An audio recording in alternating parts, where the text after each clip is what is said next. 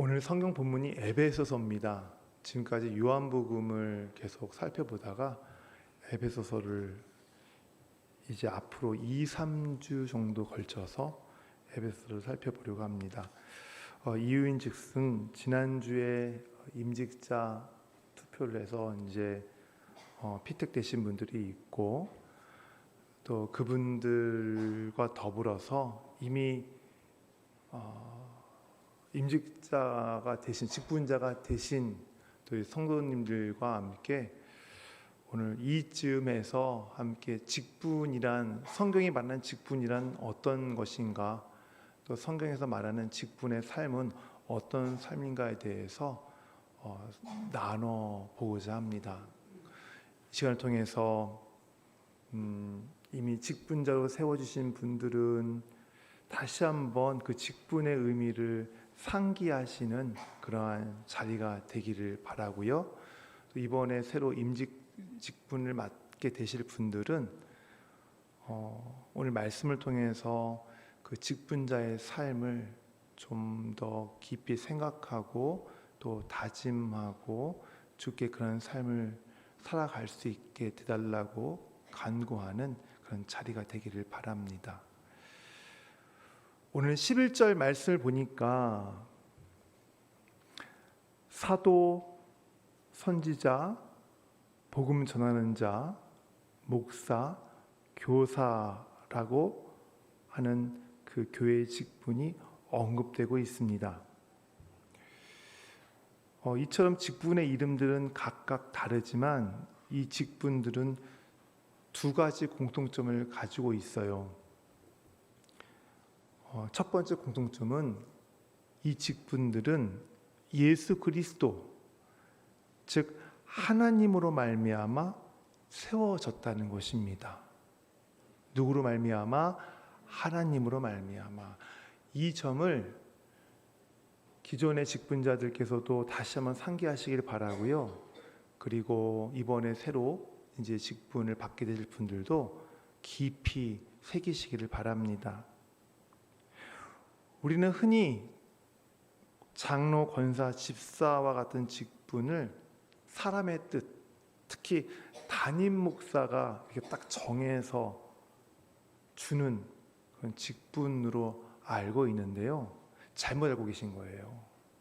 담임 목사는 하나님이 아니에요. 지난 주일날 임직특별회에서 선출되신 분들도 계시고 이미 직분을 받으신 분들 정말 꼭 아시길 바랍니다.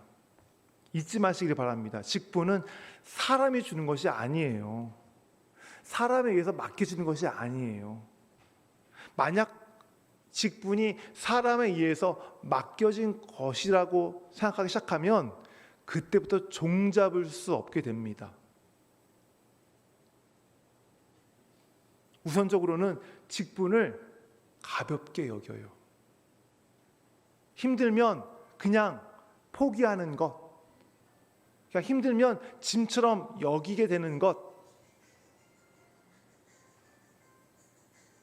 그 직분 때문에 감당해야 될 그 좁은 길이 있는데 그 길을 감당하지 않으려고 하는 그런 일들이 생기는 거예요. 왜요? 직분이 사람에 의해서 맡겨졌다라고 생각할 때에, 그 여길 때에 그렇게 되는 거예요. 직분은 누가 주신 거예요? 맞아요. 하나님께서 주신 거예요. 오늘 본문인 에베소서 1장 1절을 보면 우리 같이 한번 읽어보겠습니다. 에베소서 1장 1절 말씀.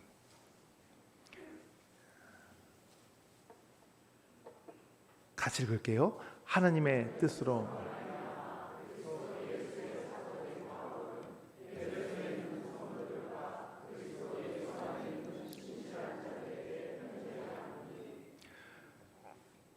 에베소 교회의 성도들에게 지금 이 편지를 쓰고 있는 사도 바울이 자기를 소개하고 있어요. 어떻게 소개하냐면 이렇게 소개하고 있어요. 하나님의 뜻으로 말미암아 그리스도 예수의 사도된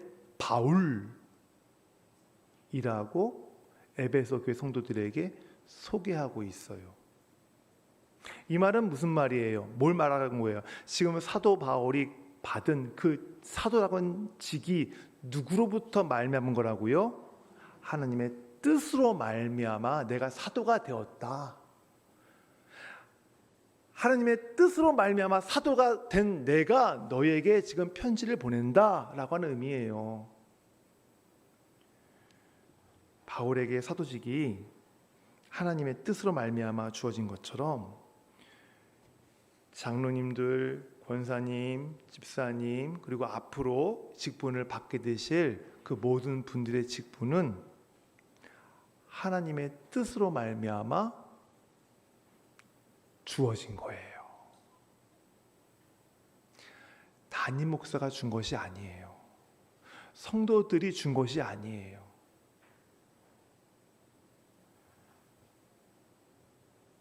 이 점을 좀 깊이 여러분 마음 가운데 새기시기를 바랍니다. 그러면 이 직분을 어떻게 바울은 하나님께로부터 받은 하나님으로 말미암아 받은 그 직분을 어떻게 대했을까요? 바울이 사도직을 감당할 때에 그의 고난이 말도 못할 정도로 굉장히 많았다는 것을 여러분 알고 계실 겁니다. 이방인들에게는 물론이지만 자기와 동족인 유대인들로부터도 굉장히 많은 핍박을 받았어요. 복음을 전할 때마다 유대인들의 방해자에 나타나서 사도 바울이 복음을 전하는 것을 방해했죠. 심지어는 사도 바울을 죽이기 위해서, 암살하기 위해서 자객들을 그들이 이렇게 숨겨놓기도 했어요. 이방인들은 또 어떻고요? 이방인들은 여전히 마찬가지 사도 바울, 복음 전하는 사도 바울을 핍박했습니다. 더 나아가서는 사도 바울을 무시하기까지 했어요. 그냥 사도 바울을 모르는 그런 이방인들 모르는데 사도 바울이 세운 고린도 교회에 있는 성도들이 사도 바울을 무시했어요. 대놓고 무시했어요. 동족들의 핍박과 방해와 자기가 세운 교회의 성도들로부터 그 무시당함을 받는 그 상황 속에서도 사도 바울은 자기가 맡은 그 사도직을 끝까지 감내합니다. 지켜갑니다. 왜요? 이유가 뭐예요? 그 직을 누가 줬기 때문에 하나님의 뜻으로 말미암아 받은 직분이기 때문에 사도 바울은 그 어려움과 방해와 여러 가지 멸시와 무시를 당하는 가운데서도 그 사도의 직분을 끝까지 감당했어요.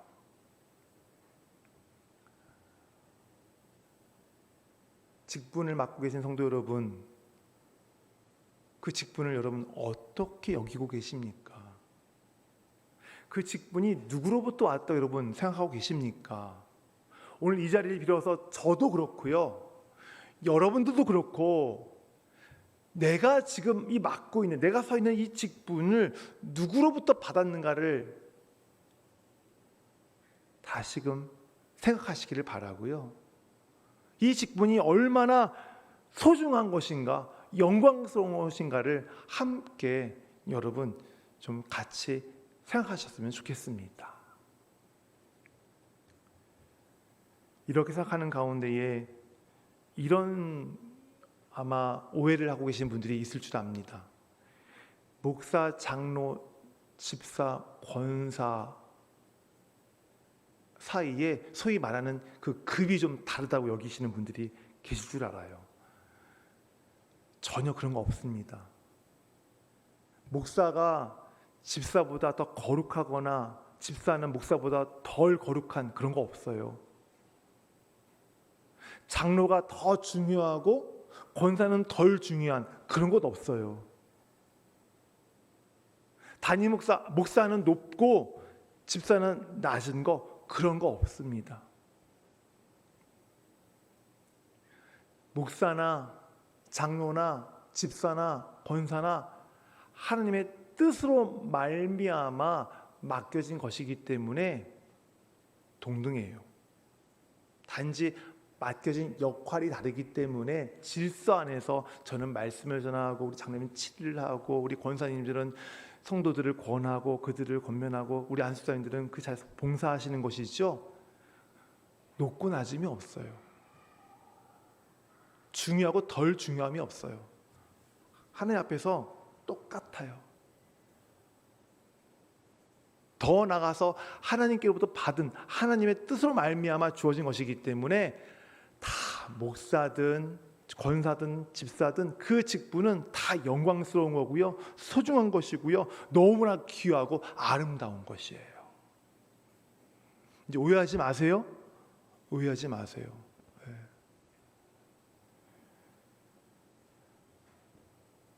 교회 직분이 갖고 있는 또 다른 공통점이 있는데요. 그 공통점은 성도를 온전하게 세우는 데 있어요. 누구를 세우는 거요? 성도를 온전하게 세우는 데 있어요. 오늘 말씀 12절이죠. 같이 읽을까요?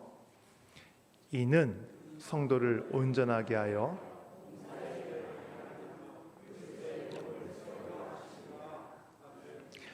이 12절 본문말, 이 본문을 제가 좀 더 쉽게 이렇게 번역을 해드리면 이렇습니다.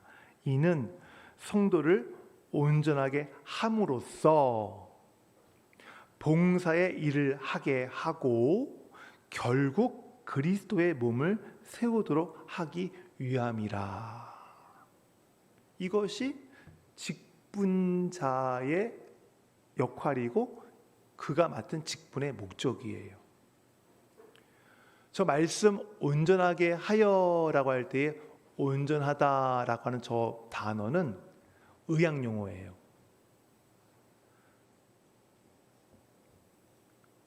뼈가 부러지거나 뼈가 탈골되었을 때에 그 뼈를 제자리에 갖다가 맞춰야 되잖아요.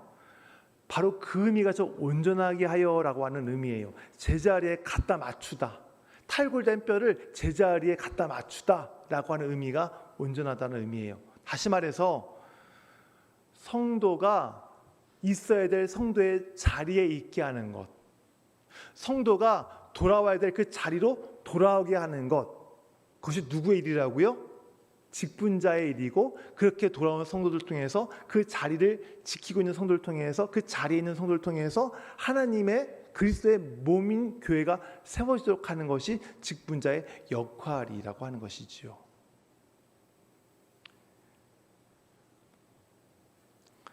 그런데 그리스도의 몸인 교회를 성도들이 세운다 할 때에 이 세운다고 하는 말은, 이 그리스도의 몸을 세운다고 하는 것은 성도와 성도가 연합하고 그리고 성도가 서로 연결되어서 교회를 이루어간다는 거예요. 이런 눈에 보이는 교회가 아니라 눈에 보이지 않는 교회. 성도와 성도가 연합되어서 그리스도의 몸된 교회를 이루어가는 그 교회를 이룬다는 그 의미예요. 그런데 보세요. 남남인 성도가 서로 연결되어지고 연합해서 그리스도의 몸을 이루는 것이 쉬운 일일까요? 어려운 일일까요? 쉬워요? 어려워요? 진짜 어려운 거예요. 진짜 어려운 거예요.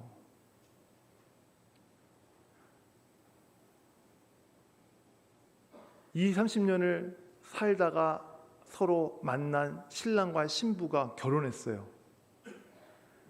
그 삶이 쉬울까요? 어려울까요? 왜 어려워요? 남남이 만났기 때문에 생각도 다르고 마음도 다르고 말하는 거나 습관이나 모든 것 다 달라요. 마찬가지예요. 성도들도 다 달라요. 이름도 달라요. 성도 달라요. 성격도 달라요. 고향도 달라요. 똑같은 게 하나도 없어요. 어떤 분은 싱거운 거 좋아하고 어떤 분은 짠 거 좋아하고. 저는 지난주 점심을 참 맛있게 먹었거든요. 근데 어떤 분들은 너무 싱거웠대요. 그러니까 똑같은 밥을 놓고도 어떤 분은 싱겁고 어떤 분은 맛있는 거예요. 다 달라요. 이런 성도들이 그리스도의 몸인 교회를 이뤄가는 것이 정말 어려워요. 그래서 사도 바울이 그리스도의 몸된 교회를 이뤄가는 성도와 성도의 연결, 그 연합을 세운다라고 표현하고 있어요. 세운다라고 하는 이 말은 건축 전문 용어예요. 건물을 지을 때 보셨죠? 건물 지을 때 재료를 한 가지만 쓰지 않아요. 나무도 쓰고 철도 쓰고 돌도 쓰고 유리도 쓰고 빈 플라스틱도 쓰고. 그러니까 건물을 지을 때 보면 재료나 또는 그 어떤 그 뭡니까? 이루고 있는 구성이라든 크기나 모양이 다 제각각이에요. 근데 그것들이 어떻게 해요? 연결되어지고 연합되어지고 그리고 조화가 되어서 하나의 아름다운 집을, 건물을 만들잖아요. 그래서 사도 바울이 그리스도의 몸을 성도들이 연합하여 이루는 것에 대해서 세운다라고 하는 건축 전문 용어를 사용하는 거예요. 각각 다른 성도들이, 각각 개성이 강한 성도들이 연결되고 연합되어져서 그리스도의 몸을 이뤄가기 때문에 건물을 짓는 그 용어를 사용해서 그리스도의 몸을 세워간다라고 표현한 것이지요. 그만큼 그리스도의 몸을 이루는 것이 어렵다는 것을 뜻하는 의미이기도 해요.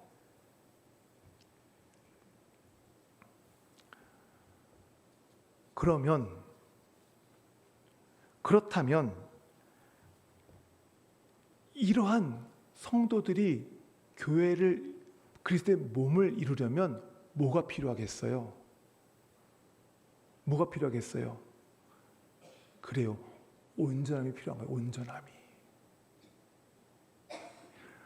성도로서 있어야 될 그 자리를 지키는 것, 성도로서 돌아야 될 그 자리에 돌아오는 것, 그것이 있어야만 각각 다 다른 성도들이 연결되어서 그리스도의 몸인 교회를 이뤄갈 수 있는 거예요. 온전함이 있어야지.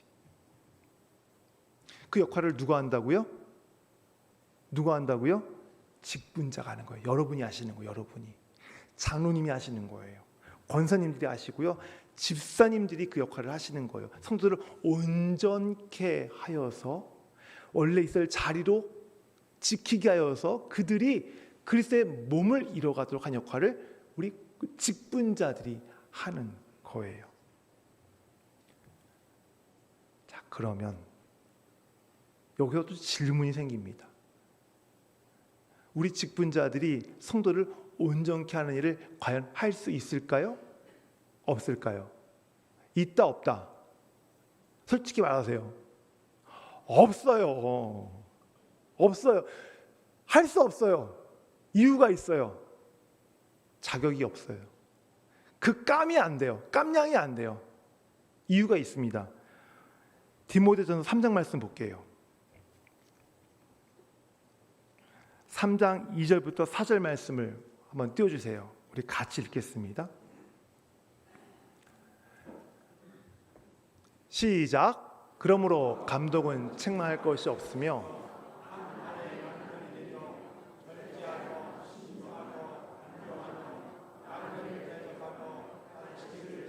3절 술을 즐기지 아니하며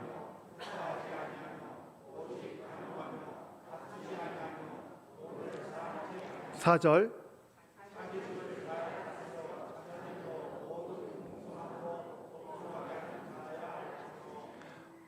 저 말씀이 감독, 교회의 감독을 세울 때 감독이 갖춰야 할 자격을 사도 바울이 기록한 것이거든요. 감독이라면 목사와 장로들이에요.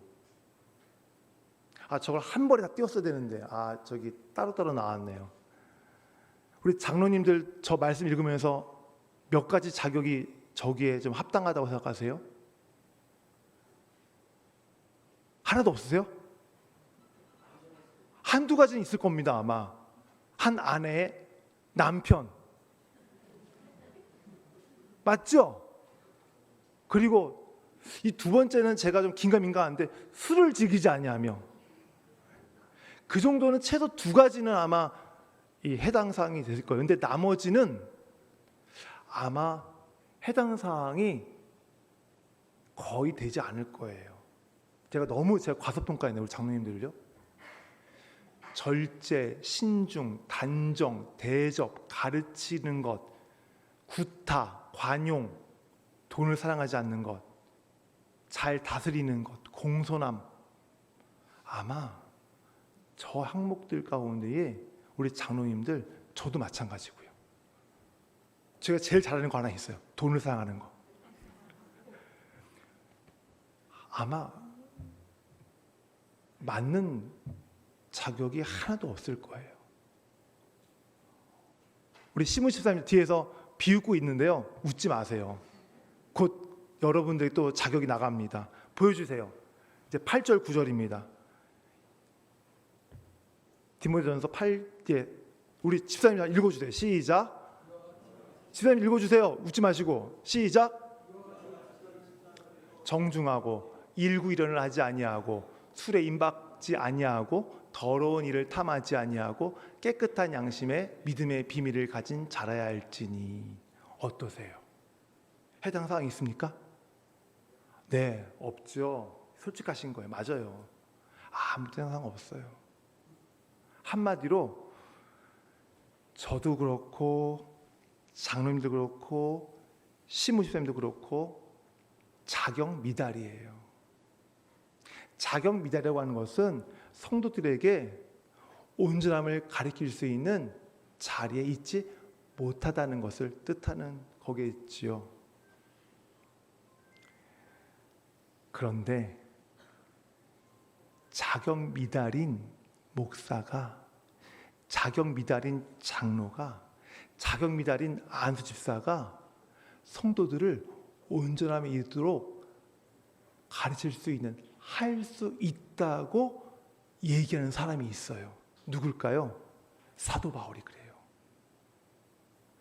자격 미달인 우리가, 자격 미달인 그런 직분자들이 성도를 온전하게 할 수 있다고 사도 바울이 말합니다. 디모데전서 1장 15절이에요. 우리 같이 읽겠습니다. 시작. 미쁘다 모든 사람이요.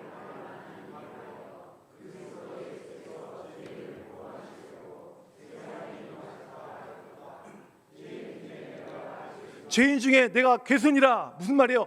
자격 미달이다라는 의미예요. 사도 바울도 나 자격 미달이야. 도저히 저 자격에 갈 수 없는 자격 미달임을 고백하고 있어요. 내가 죄인 중에 괴수다. 근데 그 자격 미달인 사도 바울이 16절에 뭐라고 얘기하는지 보세요. 읽겠습니다.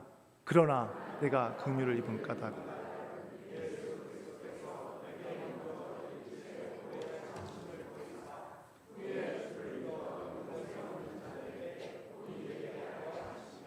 내가 비록 죄인 중에 괴수고 내가 자격 미달이지만, 내가 비방자요, 핍박자요, 박해자였지만 주께서 나를 통해서 영생을 얻는 자들에게 본이 되게 만드셨다. 그 이유가 있어요. 16절에 뭐야? 뭘 입었기 때문에? 긍휼을 입었기 때문에. 누구로부터? 예수 그리스도로부터. 우리 집사님들, 장로님들, 우리 권사님들, 안 했다고 방심하지 마세요. 우리 다 자격 미달이에요. 하나님이 말씀하시는 그 직분의 자격에 어느 누구도 도달할 수 없는 자격 미달자들이에요. 사도 바울의 말을 빌리면 죄인 중에 괴수예요. 이러한 제가, 이러한 장로님들이, 이러한 권사님들이, 이러한 집사님들이 성도를 온전하게 세워가는 일을 할 수 있대요. 누구 때문에? 예수 그리스도 때문에. 무엇으로? 그분이 주신 긍휼로 말미암아.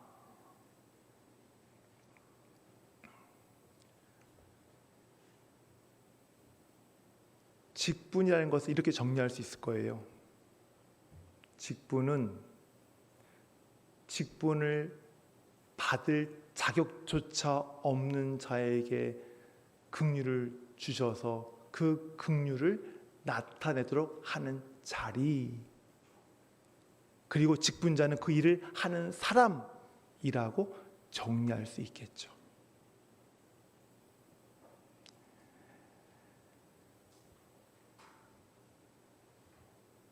우리 중에 예수 그리스도의 말씀 앞에서 그 앞에 서면 한 점 부끄럼 없는 분 계세요? 없어요. 그분 앞에 서면, 그분 말씀 앞에 서면 온통 부끄러움이에요. 제가 살짝 고백했지만 여러분도 아마 예수님을 사랑한다 하지만 세상 더 많이 사랑하잖아요. 알고 계세요. 알고 있어요. 인정하셔요. 인정할 건 인정하셔야 됩니다. 그런데도 예수님께서, 하나님께서 우리를 긍휼을 베푸셔서 너 죄 없다라고 선언하시고 저와 여러분을 영생의 자리로 이끌어 들이셨어요. 긍휼을 주셨어요. 그 긍휼을 통해서 여러분을 직분자로 세우시고 그 직분자로 세우신 그 자리에서 복음의 도구로 하나님의 긍휼함을 나타낼 수 있도록 은혜를 주셨어요. 그래서 직분자는요, 교회에서 얼마나 많은 일을 하는가, 그거 중요한 것이 아니에요. 이 말 할까 말까 했는데 좀 해야 되겠습니다. 네. 이 말 했다가 다음 주 주일하고 아무도 안 올까 봐 걱정이 되긴 하지만, 직분자들은 교회에서 얼마나 많은 일을 하는가, 그거 중요한 것이 아니에요. 얼마나 많은 헌금을 하는가, 얼마나 많은 봉사를 하는가, 그것이 중요한 것이 아니라 자신이 받은, 자신이 죄인 중에 괴수임을 알고 자기가 입은 하나님의 긍휼하심을 다른 이들에게 긍휼로 나타내는가, 그것이 직분자에게 가장 중요한 일이에요.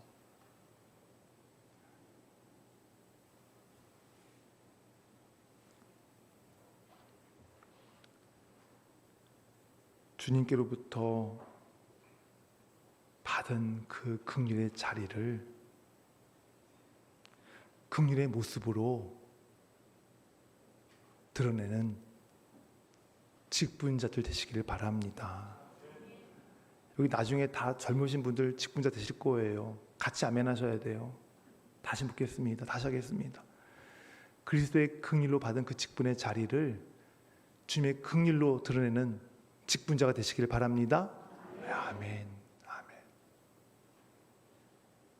근데 문제는 가만히 있다고 해서 이 그 모습이, 직분의 자리가, 직분의 그 역할이 자연스럽게 나타나는 것이 아니에요. 드러나지 않아요. 직분자가 그 긍휼함을 나타내려면 때로는 섭섭하고 억울하고 마음 상하고 고통스럽고 고독한 것들을 인내로 감내하셔야 돼요.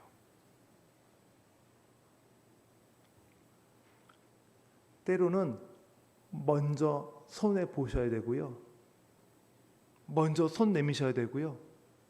먼저 용서해야 되고, 먼저 양보해야 되고, 먼저 배려해야 돼요. 내가 저 사람한테 하고 싶은 말이 진짜 많은데 그 중에서 골라서 해야 돼요. 내가 저 사람한테 하고 싶은 말 정말 많은데 내 말보다 그 사람 말을 내가 더 많이 들어줘야 돼요. 왜요? 예수님의 긍휼하심이 우리에게 있기 때문에, 우리가 예수님의 긍휼하심을 입었기 때문에 그렇게 해야 되는 거예요. 우리에게 긍휼하심을 입히신 예수 그리스도가 어떤 분이셨어요? 이 땅에 오실 때에 새 직분으로 오셨어요. 왕으로, 제사장으로, 선지자로 이 땅에 오셨어요. 왕, 선지자, 제사장은 기름 부음을 받은 자가 세워지는 자리, 다시 말해서 하나님이 세우시는 직분의 자리예요. 예수님께서는 이 땅에 왕으로 오셨어요. 정말 영광스러운 왕이죠. 찬란한 그런 자리이죠. 그런데 이 땅에 왕으로 오신 예수님은 왕의 행세하지 않으셨어요. 자기 백성을 섬기셨어요. 자기 백성을 섬기는 종과 같은 왕으로 오셨어요. 예수님이 선지자로 오셨을 때에 자기 생각, 자기 말, 자기 주장하지 않으셨어요. 그분이 하시는 모든 말씀과 모든 주장과 그분이 다니는 모든 공생의 모든 여정은 하나님, 성부 하나님께서 하라는 대로 하시는 말이었고 생각이었고 가르침이었어요. 제사장으로 오신 예수님, 친히 자신이 화목제물이 되어서 십자가에 자기를 내던지셨어요. 성부 하나님께 완전한 순종으로, 온전한 순종으로 그렇게 자기를 들으신 거예요. 우리에게 긍휼을 입혀주신 분이 바로 예수 그리스도시기 때문에, 바로 그분의 긍휼을 입어 직분자가 된 저와 여러분은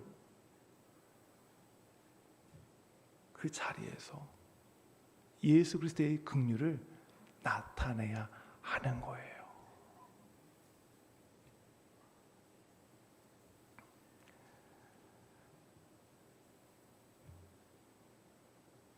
우리는 예수 그리스도의 완전한 순종으로 하나님으로부터 긍휼을 입었습니다.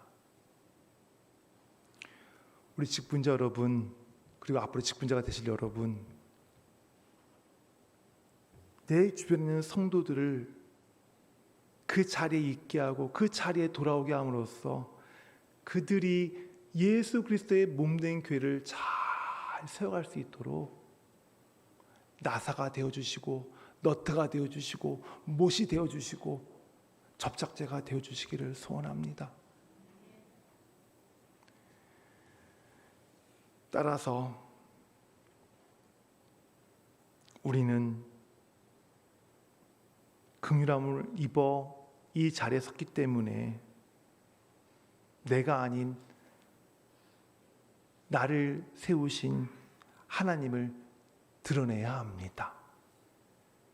그리고 내 수고와 나의 의와 나의 열심과 나의 어떤 헌신이 아닌 하나님의 긍휼만을 드러내야 합니다. 나의 감정, 나의 상처가 아니라 하나님의 사랑을 드러내야 합니다.